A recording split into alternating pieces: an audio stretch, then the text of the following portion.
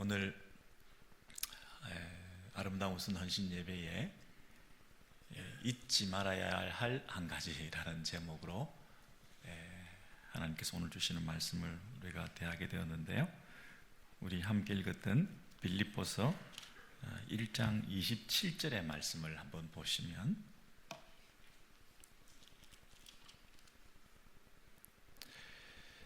오직 너희는 그리스도의 복음에 합당하게 생활하라. 오직 너희는 그리스도의 복음에 합당하게 생활하라. 요 한 문장만 같이 외우도록 하겠습니다. 같이 외우겠습니다. 오직 너희는 그리스도의 복음에 합당하게 생활하라. 아멘. 여기서 합당하다, 합당하다, 이 단어가 어떤 면에서는 좀 생소하고 부담스럽다 이렇게 말할 수 있죠. 합당해야 된다. 우리가 합당할 수 있을까? 우리가 하나님의 그 수준에 이를 수 있을까? 왜냐하면 우리는 늘 죄인이고 부족하고, 우리는 지렁이보다 못하고, 우리는 만물에 찢기고 끄트머리에 있고, 이런 겸손한 마음들을 가지고 살아가는 주눅들어 있다 그럴까요? 우리는 늘 죄인이다, 이런 마음이 있기 때문에 감히 우리가 합당하다, 그렇게 떳떳하게 살아간다는 것이 너무 요원하고 우리가 감당할 수 없는 그런 느낌이 드는데, 성경에서는 합당해야 된다 자꾸만 이렇게 얘기를 해서 어떤 면에서는 현실적으로 좀 우리에게 와닿지 않는다, 그런 생각도 듭니다. 그런데 합당해야 된다 이런 얘기는 사도 바울께서 지금 처음 하시는 말씀이 아니라 다분히 그분이 예수 그리스도의 가르침에 체득된, 늘 예수 그리스도의 그 말씀으로 살아왔던 그 삶이 우리 성도들에게도 똑같이 전달되는 것이기 때문에, 예수 그리스도 그분께서 하셨던 말씀들을 생각하면 이것이 피할 수 없는 단어구나, 우리에게 반드시 실현돼야 될 삶의 모습이구나, 그런 생각을 하죠. 왜냐하면 예수님께서 너 그렇게 하면 합당하지 않다 이런 말씀 많이 하셨거든요. 예를 들면 마태복음 10장 37절에서 38절 같은 데 보면, 마태복음 10장 37절 38절 보면, 우리가 아버지나 어머니나 그 사랑의 정도가 그분들을 내가 더 사랑하게 된다면 예수 그리스도를 따르는데 합당하지 않다, 그렇게 말씀하신 적 있습니까? 너희 아들이나 딸을 미워하지 않으면 나를 따르는데 합당하지 않다. 눈으로 확인하시면 좋겠죠. 마태복음 10장 37절에서 38절 보시면 앞에 나오는데요, 같이 읽겠습니다. 아버지나 어머니를 나보다 더 사랑하는 자는 내게 합당하지 아니하고, 아들이나 딸을 나보다 더 사랑하는 자도 내게 합당하지 아니하다. 여기 이미 악시오스라고 하는 그 헬라어가 똑같은 단어가 합당이라는 단어를 그분이 이미 쓰셨던 거예요. 그래서 예수를 따르는 참 제자의 표지라고 할까요?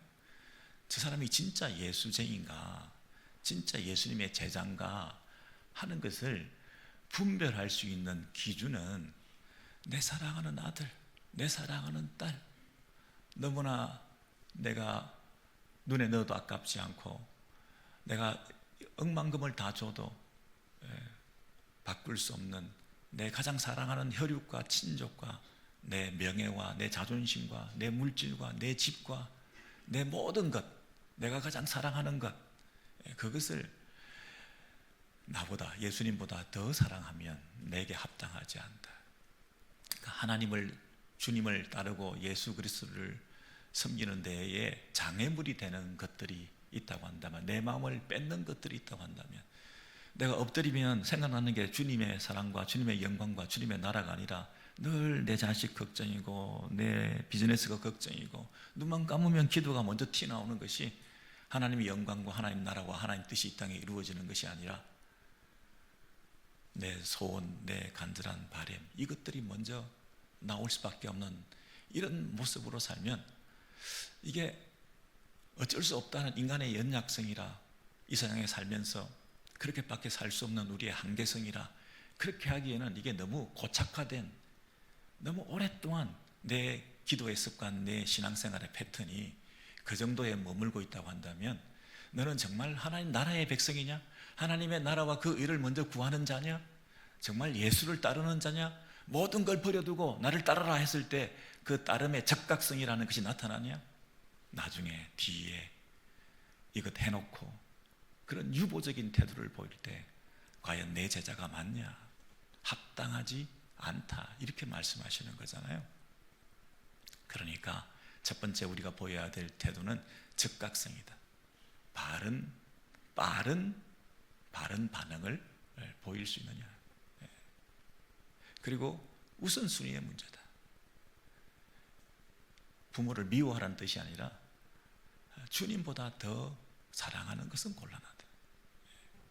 그런 면에서 이 과단성을 가지고, 적각성을 가지고, 어떤 면에서는 급진적인 반응을 보이면서 이렇게 주님을 따르는 데 있어서의 주저하고 내가 애착을 가지고 여전히 미련을 두고 있는 부분들을 제거하고 잘라내면서 그것으로부터 탈출할 수 있느냐, 벗어날 수 있느냐 하는 이런 마음의 우선순위가 내 안에 정립되는 것, 이것이 합당하다의 기준에 굉장히 중요한 근거가 된다는 것이죠.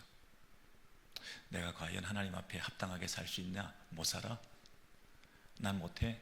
그런 태도가 아니라 뭐 작은 것이라도 주께서 원하시는 것이라고 하는, 하나님께서 기뻐하시는 일이라고 하는 그런 확신이 들 때 내가 주저하게 만드는 그 어떤 것들을 내려놓을 수 있는 그런 적극적인, 유보하지 않는 바로 그 자리에서의 결단이 있느냐, 그게 중요하다는 거죠.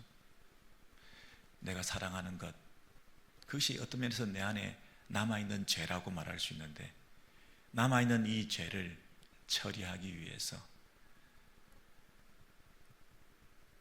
벗어나야 되는, 깨트려야 되는, 그리고 끊어내야 되는 것들에 대한 순종의 마음을 우리가 표현할 수가 있느냐, 그게 생활로, 삶으로 나타나지 않고서는 그것을 신자의 모습이라고 그렇게 함부로 말할 수 없다. 입으로는 네가 신자, 주여 주여 할 수 있지만 그렇게 작은 것이라도 하는 내놓을 수 있는 그런 반응으로, 삶으로 생활하라, 합당하게 생활하라, 표현해내라.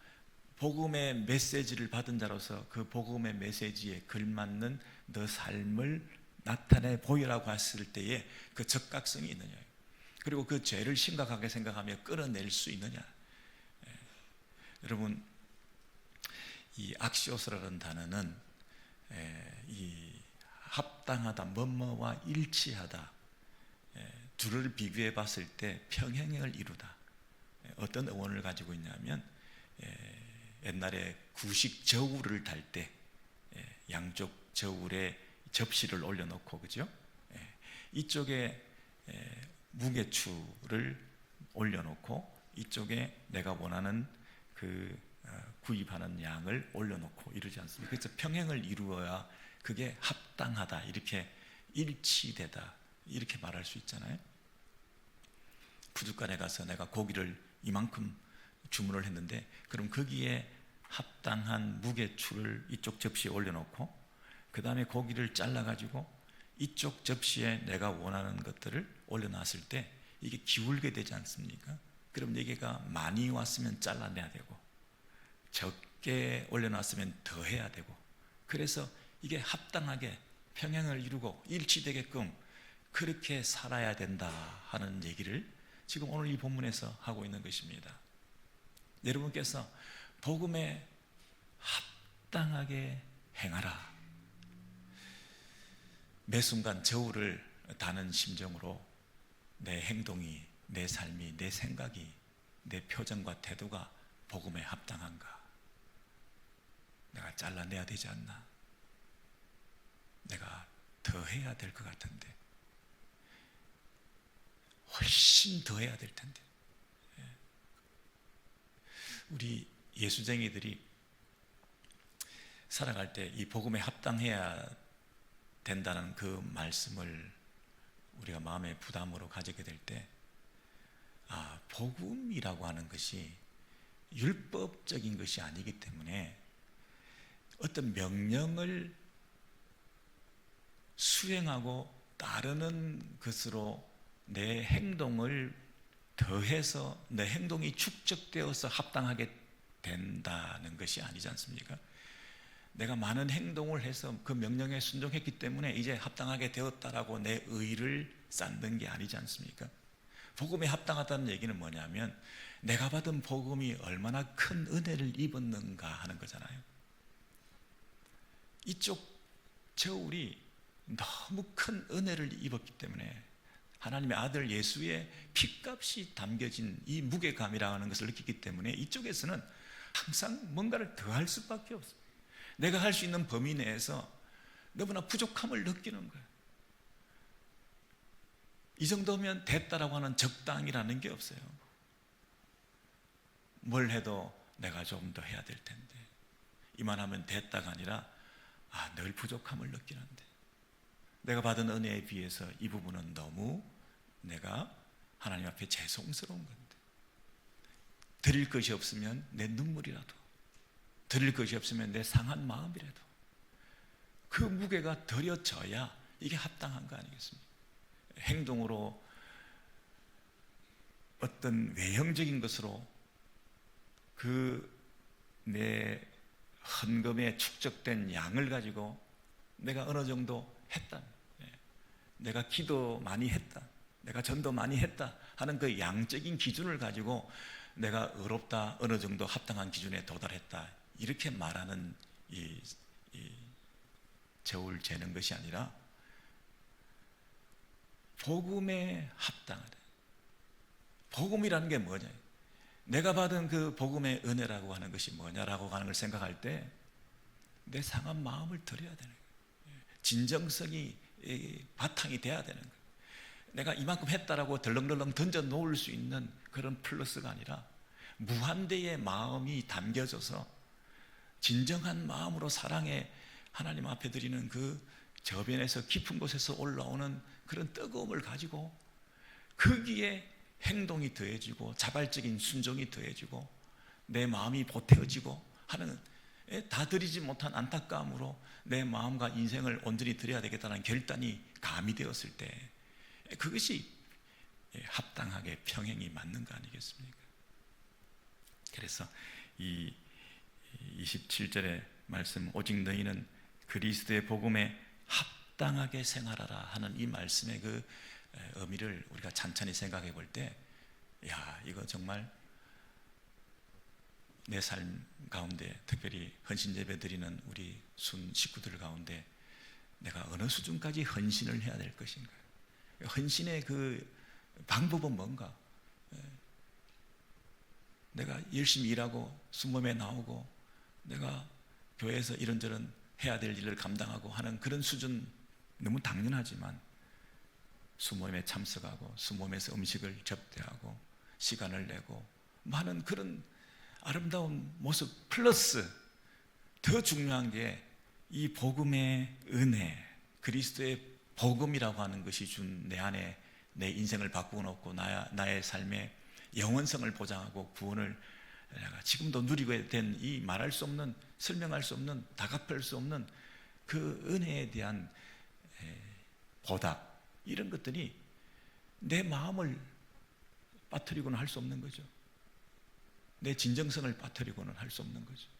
억지로가 아니라 자발적으로 기쁨에 겨워하는 거지, 그저 율법적으로 명령에 마지못해 순종하며 남의 눈을 의식하고 하는 그런 수준이 아니지 않습니까? 이런 헌신.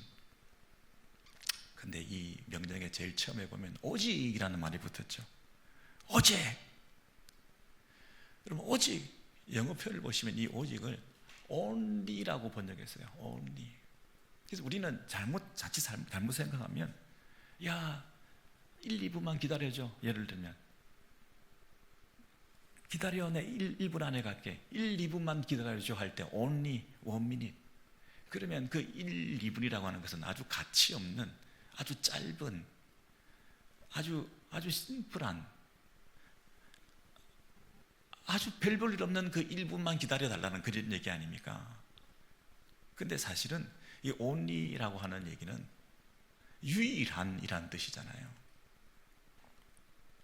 그래서 이 유일한이라는 말은 다른 것이 통하지 않는다, 다른 방법이 없다, 이 길밖에 없다, 이것만 해야 된다, 이것이 최고 우선순위를 가진다, 이것 외에는 다른 가치가 없다 라는 뜻이잖아요. 그래서 only, 우리 신자는 이것 외에는 다른 거 해서는 안 된다라는 뜻입니다. 그리고 이것을 잊어버려서는 안 된다. 우리가 자칫 잘못 생각하면 복음, 구원, 우리가 복음을 들었습니다. 구원을 받았습니다. 그래서 그것으로 인한 기쁨이 넘쳐서 구원의 확신을 가졌습니다. 우리는 천국 갑니다. 이제는 천국 시민이 되었습니다. 이렇게 살아가기 쉬운데, 아니다. 네가 정말 그리스도의 복음을 받았다면 생활해야 된다. only, 이제 예수쟁이로서 사는 것, 이것이 너 인생의 가장 중요한 일이다. 이것 외에는 신자가 아니다. 이것 외에는 빌립보 성도들아, 네가 성도라고 말할 수 없다 라고 얘기하는 거잖아요.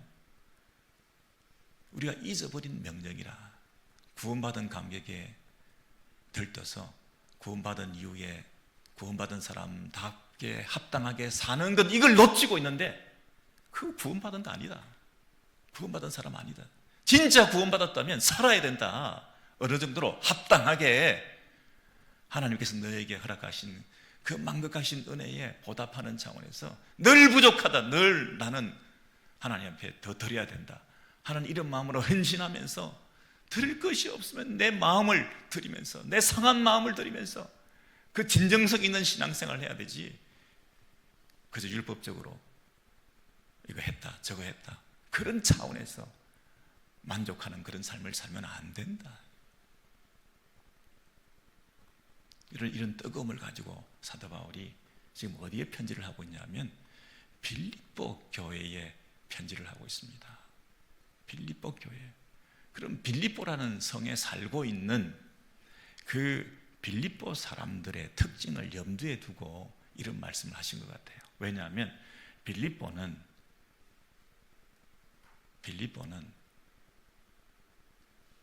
로마의 식민지였습니다. 그런데 이 로마의 식민지로서 자신들이 로마의 시민이라고 하는 자부심이 너무너무 대단했던 거죠.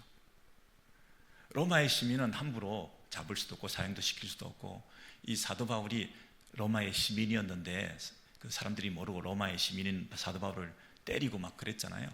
그랬더니 그 사람들이 나중에 놀래가지고 로마의 시민인데 우리가 함부로 해가지고 큰일 났다고 생각할 정도로 로마의 시민의 특권이 있습니다.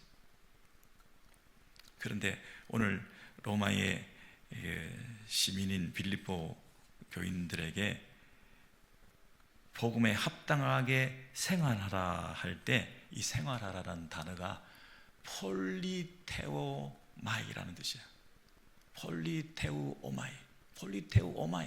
예, 이게 뭡니까? 폴리스, 도시, 예, 시민으로서의 삶을 살라. 예, 폴리테오마이가 무슨 뜻이라고요? 생활하라는 뜻이 무슨 뜻이라고요? 시민으로서 살라, 이런 뜻이거든요. 그래서 이 복음에 합당한 시민으로서의 살아가야 되는 삶에 대해서 지금 얘기를 한다는 얘기는 빌립보 사람들에게 무슨 얘기를 하고 있는 것입니까?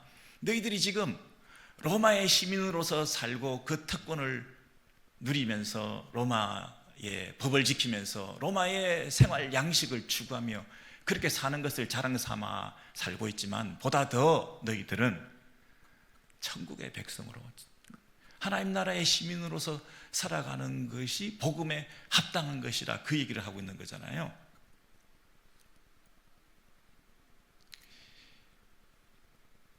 빌립보가 지금 이탈리아에 있지 않지만 빌립보가 이탈리아에 있지 않고 마게도니아에 있지만, 그러나 그럼에도 불구하고 빌립보 사람들이 로마 사람인 것처럼 사는 것처럼 너희들이 지금 이 땅에 살고 있지만 너희들은 천국의 시민으로서 살아야 하는 것이다. 천국의 백성으로서 이 땅에서 천국 백성의 모습을 드러내고 살아야 되는 것이다. 너는 이 땅에 살고 있는 천국 버전이다. 천국이 이 땅에 내려온 이 땅의 버전이 바로 너의 모습이고 너의 교인들의 모습이다. 그 삶이 나타나야 된다. 이렇게 얘기하잖아요. 여러분, 초대교회에 그 많은 분들이 복음을 전하는 테크닉과 전도의 질문이나 이런 것들을 사실을 배웠다기보다는 그들의 삶이 다른 사람들로 하여금 호기심을 일으키게 만들어서 저 사람들의 삶의 그 이유가 뭘까? 왜 저 사람들은 저렇게 말하고 행동하고 살아갈까? 하는 것을 질문하게끔 만드는 것으로 전도가 일어나게끔 했다고 베드로 전서에서 말하고 있지 않습니까? 기억나십니까? 너희 속에 있는 소망의 이유를 묻는 자들에게 대답할 것을 미리 준비해라. 이렇게 말씀하셨잖아요. 우리 베드로전서 3장 15절을 한번 보여주시면요. 베드로전서 3장 15절을 보시면 우리 속에 있는 소망, 우리 속에 있는 소망의 그 이유가 뭔가에 대해서 사람들이 물어볼 때 그 물어보는 것에 대해서 대답할 것을 준비해라. 대답할 것을 준비해라. 그런데 우리는 요즘 보면 질문을 준비를 많이 합니다. 왜 질문을 준비합니까? 물어보질 않으니까. 질문을 뭐라고 준비합니까? 이단들도 도를 아십니까? 이 설문지 조사를 한번 해보시겠습니까? 우리 질문할 때 어떻게 하죠? 여러분은 오늘 밤이라도 천국에 들어갈 자신이 있습니까? 오늘 밤이라도 눈을 감으면 내일 아침 천국에서 눈을 뜰 확신이 있습니까? 그런 질문을 하면 상대방으로 하여금 갑작스럽게 충격을 받는 질문이 되어서 사람들을 훅 하고 끌어당김을 통하여 전도할 수 있는 테크닉과 기술을 가르쳐줘서 그 전도의 방법으로 전도를 할 수 있다. 이렇게 우리는 지금 많이 배우고 있고 그렇게 할 수밖에 없는 그런 상황이지만, 초대교회에서는 질문을 가르쳐 준 것이 아니라 베드로전서 3장 15절에 보시면 대답할 것을 준비하라. 자, 같이 읽어보시죠. 너희 마음에 그리스도를 주로 삼아 거룩하게 하고 너희 속에 있는 소망에 관한 이유를 묻는 자에게는 대답할 것을 항상 준비해야 된다. 여러분, 대답할 것을 준비해야 되는데 우리는 지금 질문할 것을 준비하고 있어요. 왜 질문할 것을 준비하느냐 하면 물어보지를 않으니까. 왜 안 물어보느냐 하면 우리 속에 있는 그 소망에 대한 이유를 느낄 수 있을 정도로 사람들이 관심을 가지면서 우리의 삶의 그 디퍼런스를, 차이를, 뭔가 독특함을 보여주지 않고 있기 때문에 그것에 대한 질문을 야기하지 않는 거잖아요. 우리 안에 소망의 그 어떤 간절함과 뜨거움이 있다고 했을 때, 천국에 대한 소망을 가지고 있을 때 예수 믿는 사람의 그 거룩한 삶의 모습을 우리가 생활로서 드러내 보일 때 그것에 대한 사람들의 호기심을, 진작함을 통해서 야, 도대체 너희는 뭔데 그렇게 사냐? 너희의 삶의 그 바탕이 뭐냐? 너희의 그 핍박과 환난 가운데서도 그 밝음의 표정의 이유는 뭐냐? 라고 물어볼 때 그 질문에 대한 대답을 할 것을 준비해라. 복음을 우리가 증거하고 전달할 수 있는 천국 백성으로서의 그 특질을 드러내는 방식이 그들이 질문하고 우리가 대답하는 것인데, 요즘은 삶이 없다 보니 사람들로 하여금 그런 관심을, 어텐션을 받을 만큼 천국 백성에 합당한 삶을 살아내지를 못하고 있다 보니 사람들이 물어보지 않으니까 억지로라도 물어보게끔 질문을 던져야 되는 이런 웃지 못할 현대교회의 모습을 우리가 보이고 있는 것 아닌가.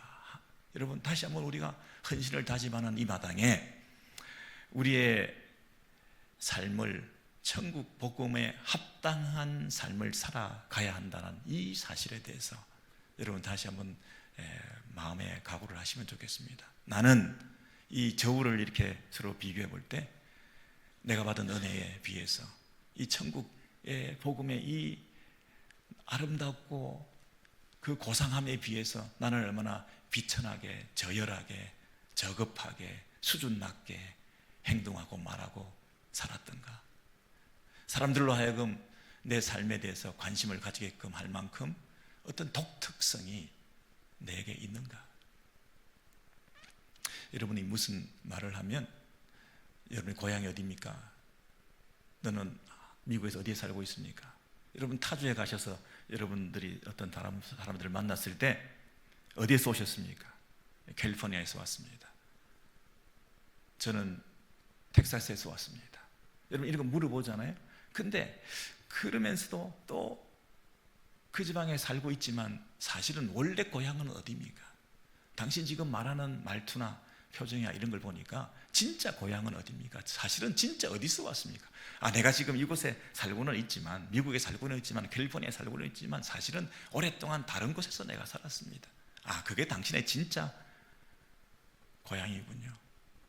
여러분, 저나 여러분이 나도 모르게 뭐 사투리나 억양이나 이런 것들이 튀어나올 때 그것이 그 사람의 고유의 독특한 억양이 되어서 저 사람은 그 출신이구나 라고 하는 것을 알게 되는 것처럼 여러분이 이 땅에서 많은 사람들에게 섞여서 살아가고 있는데 저 사람의 그 삶을 보니까 소속이 범상치 않다. 그냥 이 땅에서 살아가는 그 모든 사람들과는 약간 다름을 느낄 수가 있다. 억양이 다르다. 억양이 달라. 우리는 여러분 이 땅에서 복음에 합당한 삶을 살아가는 그 방식이 산상보훈적인 삶을 살아가야 된다고 늘 우리가 배우고 있지 않습니까? 산상수훈적인 삶을 살아야 돼. 오른뺨을 때리면 왼뺨을 돌려댈 수 있는가? 바락바락 대적하고 싸우고 갚아주는 안갚음의 모습이 아니라 저런 양보의 모습을 보이고 있는 거예요. 오리를 가자 그러는데 십리를 가는 사람. 저울을 아무리 세봐도 내가 받은 은혜가 너무 크니까 이 저울추에 늘 기우니까 오리를 가자고 한다 하더라도 내가 오리만 가서는 안 될 정도로 늘 부족하니까 내가 십리를 더 가도 나는 더 갈 수밖에 없고 그 받은 은혜에 비해서 나는 늘 부족하니까 나는 더 이상 더 갈 수도 있고 더 희생할 수도 있고 더 양보를 할 수도 있고 내 인생이 더 들여져도 내 목숨을 다 바쳐도 아깝지 않은 은혜를 받았으니까 아버지나 어머니나 아들이나 딸이나 그 다 가족관계 내 가장 사랑하는 사람을 내려놓는 한이 있다 하더라도 하나님을 내가 더 사랑하니까 그런 태도, 무한한 섬김과 양보의 태도, 저 삶의 이유가 뭘까요? 오른손이 하는 것을 왼손이 모르게 해야 됩니다. 생색내고 자랑하고 칭찬받고 사람들로부터 박수받고 여기에 혈안이 돼 있고 이거 안 하면 상처받고 이거 못하면 기분 나쁘고 그런 섬김과 봉사의 자리에 있는 자들이 아니라 나의 유일한 청중, 마이 유일한 only 한 분, audience 하나님 앞에서 내가 살아가는, 헌신하는, 구제하는, 나팔 불지 않는 그런 삶을 살아가는 저 사람의 삶의 방식은 도대체 우리하고 너무 다르다. 자랑하고 드러내고 그렇게 살아가는 저 삶과 그런 것 상관없이 그런 거에 하나도 영향받지 않은 채 묵묵하게 하나님 앞에서 신실하게 살아가는 저 사람의 삶의 방식, 천국 백성의 산상수훈적인 삶의 방식, 그렇게 살아가는 모습을 볼 때 도대체 저분은 누군가? 왜 저렇게 사는가? 그것이 우리로 하여금 천국 백성의 모습으로 드러내는 삶을 살게 되는 거 아니겠습니까? 이게 디퍼런스 아닙니까? 이것이 전도의 물꼬를 트는 거 아닙니까? 이것이 하나님께 영광 돌려드리는 유일한 길 아닙니까? 이것이 오직 그리스도의 복음에 합당하게 사는 길 아닙니까? 오늘 빌립보서 1장 27절의 말씀을 통해서 복음에 합당한 삶을 살라. 빌립보 성에 살고 있는 그리스도인들, 우리 미국 땅의 캘리포니아의 LA에 살고 있는 우리들, 천국 시민으로서 합당하게 살아가실 때 우리를 통해서 주님을 더 영화롭게 하고 또 복음의 문이 활짝 열리게 되고 이 땅에서 살아가는 삶이 너무나 힘들고 너무나 여건과 시간이 허락하지 않는 가운데 있다 할지라도 내 마음을 지키면서 합당하게 살아야 되겠다. 받은 은혜에 감격하며 살아야 되겠다. 언제 어디서나 그분 앞에서 내가 살아야 되겠다. 이런 삶의 그 천국 백성의 특질들을, 천국 시민의 그 품성과 자태를 잘 드러내셔서 남은 생에 주님 앞에 아름답게 쓰임 받으실 수 있는 우리 아름다운 순간 우리 모든 성도들 되시기를 주의 이름으로 소원합니다.